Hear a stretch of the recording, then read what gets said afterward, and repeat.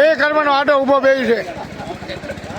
તાજેતરમાં આજે તારીખ 21/3/2025ના રોજ ભારત દેશની રાજ્યસભામાં સમાજવાદી પાર્ટીના રાજ્યસભાના સાંસદ રામજી લાલ સુમન દ્વારા ક્ષત્રિય શિરોમણી રાણા સાંગા વિશે અભદ્ર ટિપ્પણી કરવામાં આવેલ હતી। તે બાબતે તેના સમગ્ર દેશભરમાં વિરોધ ફાટી નીકળ્યો હતો। તેને લઈને જૂનાગઢ કરણી સેના વિશ્વ હિન્દુ પરિષદ બજરંગ દળ હિન્દુ જાગરણ મંચ સહિતના હિન્દુ એક સાથે મળી અને રાજરોજ કલેક્ટર કચેરી ખાતે આવેદનપત્ર આપીને ભારે વિરોધ વ્યક્ત કર્યો હતો અને આની સામે કડકમાં કડક કાર્ય કરવામાં નહીં આવે અને આ સાંસદ પદ છે તેમનું રદ કરવામાં આવે, 5 વર્ષ પૂરતું તેવી માગણી પણ કરવામાં આવી છે। તો સાંસદ પદ મુકશે નહીં તો તેઓની સામે ઉગ્ર આંદોલન વ્યક્ત કરશે તેમ પણ જણાવ્યું હતું।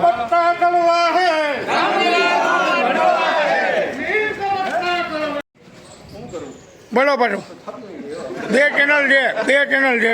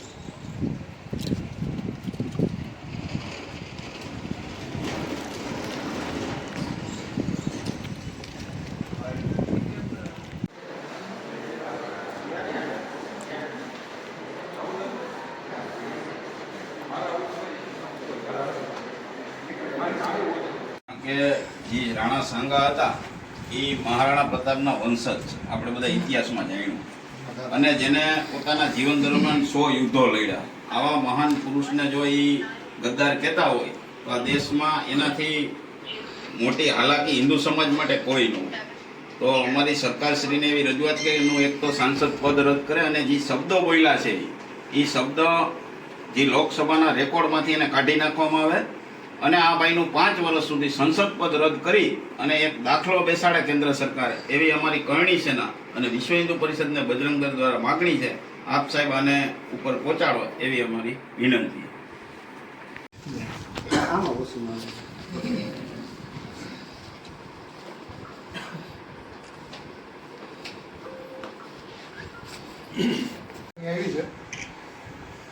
જે બફાટ કરેલો છે સાંસદ નું નામ લેવાનો અમને રસ નથી, પણ આપના માધ્યમથી એક આ સરકાર સુધી પહોંચાડવા માટે આપને દેવા માટે આવ્યા છે। એની જે ઉપર લગી નોંધ લેવાય એવી અમારી રજૂઆત છે, આપ આગળ સુધી પહોંચાડો એવી અમારી વિનંતી છે આપને। આપણા નામથી મારું નામ ધર્મેન્દ્રસિંહ કિરીટસિંહ વાઘેલા, જુનાગઢ જિલ્લા રાજપૂત કરણી સેના અધ્યક્ષ। આજરોજ અમે વિશ્વ હિન્દુ પરિષદ, બજરંગ દળ અને કરણી સેના અને હિન્દુ સમાજના બધા જ આગેવાનો, હિન્દુ જાગરણ મંચના આગેવાનો બધા જ જુનાગઢ કલેક્ટરશ્રીને આવેદનપત્ર આપવા આવ્યા હતા। જે મહારાણા સાંગા વિશે અભદ્ર ટિપ્પણી કરેલ છે સાંસદે, એનું નામ હું લેવા નથી માગતો, પણ એનું જો સાંસદ પદ રદ ના થાય ત્યાં સુધી હિન્દુ સમાજ શાંતિથી બેસવાનો નથી। આજે કયા મુદ્દાને લઈને આવેદનપત્ર આપ્યું ને કેવો રોષ સાથે આવેદનને કયા પગલાં રહેશે? જે મહારાણા સાંગા વિશે જે એને અભદ્ર ટિપ્પણી કરેલી કે એ ગદ્દાર છે, જો એ ગદ્દાર એવું કહેતા હોય તો એના મનમાં સમજે છે શું? હિન્દુઆ રાજા કહેવાય। મહારાણા સાંગા જે હિન્દુઆ રાજા છે, એને એની ઉંમરમાં 80થી 100 યુદ્ધો લડેલા છે, એના શરીર ઉપર 80થી ઉપર ઘા હતા, તે છતાંય પણ એ યુદ્ધ લડી અને યુદ્ધ જીતીને વીરગતિ પામ્યા છે।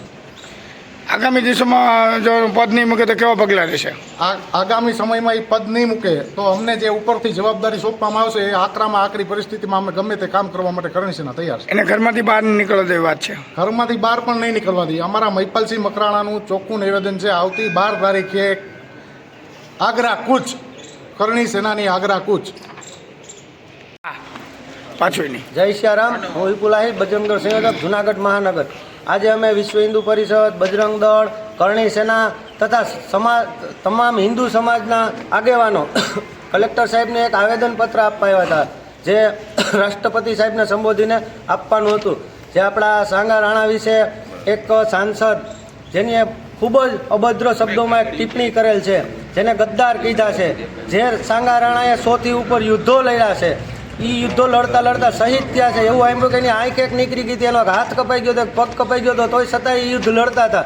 એવા વીર પુરુષને જો એ ગદ્દાર કહેતા હોય તો ઈમાનદાર છે કોણ? એટલે આનું સાંસદ પદ રદ થાય એવી અમારી માગણી અને લાગણી છે. આગામી દિવસોમાં પગલાં નહીં લેવાય એ ઉપરથી તો શું કહેશો? તો આ કાર્યક્રમો જે વિરોધ પ્રદર્શનના આજે તો ખાલી ફક્ત ને ફક્ત આવેદનપત્રના કાર્યક્રમો થયા છે, પણ જો આ પગલાં નહીં લેવાય અને અમને વિશ્વ હિન્દુ પરિષદ, બજરંગ દળને સૂચના આવશે તો આગામી ઉગ્ર કાર્યક્રમો જેમ કે રસ્તા રોકો, એ સિવાયના પૂતળા દહનના કાર્યક્રમો, એવા મોટા મોટા કાર્યક્રમો પણ આપવા માટે અમે તૈયાર એને ઘરમાંથી બહાર નહીં નીકળો જેવી હિંમકી છે. એ તો જોઈએ છે આગામી કાર્યક્રમો કે શું થાય છે. સરકાર ઉપર અમને પૂર્ણ વિશ્વાસ છે. સરકાર શું કરે છે એની ઉપર આગળના પગલાં. સરકાર પગલાં નહીં લે તો તમારે કરણી સેનાથી લઈને તમામ આગેવાનો તમે કેવા પગલાં ને કેટલા દિવસોમાં? અમે કરણી સેનાની સાથે જ છીએ. અમે કાયમી વિશ્વ હિન્દુ પરિષદ અને બજરંગ દળ તમામ હિન્દુ સમાજને સાથે રાખીને જ ચાલતું હોય, એટલે હિન્દુ સમાજનું કામ એ અમારું કામ, એટલે અમે એની સાથે જ છીએ.